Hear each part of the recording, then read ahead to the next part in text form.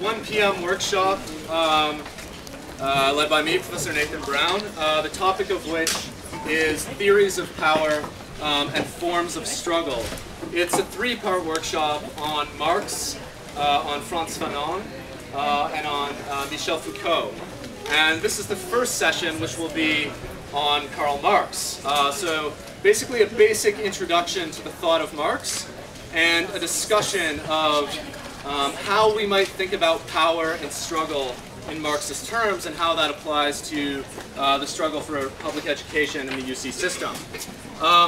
So I just want to say, first of all, the reason that we're here in Dutton Hall is because the first lesson of Marxist theory is the primacy of praxis, the primacy of practice.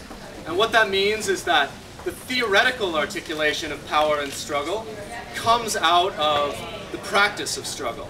And since there's an occupation at Dutton Hall right now to be in solidarity with that practice of struggle, we're here at Dutton Hall supporting the action. And we've been asked to come inside the building by the people occupying in order to be in solidarity with their action. So that's what we're doing in Dutton. So just a brief introduction to the three-part workshop. I want to try to be very simple about these three theories of power, to boil them down to a single phrase or a single concept in each of these thinkers.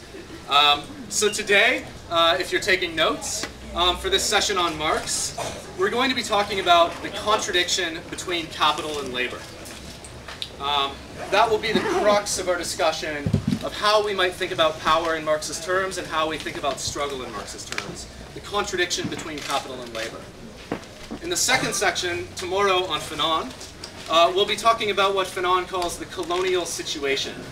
And we'll be talking about decolonization, and we'll be talking about the history and the practice of colonial struggles and how that applies to the UC struggle as well in the national occupation movement.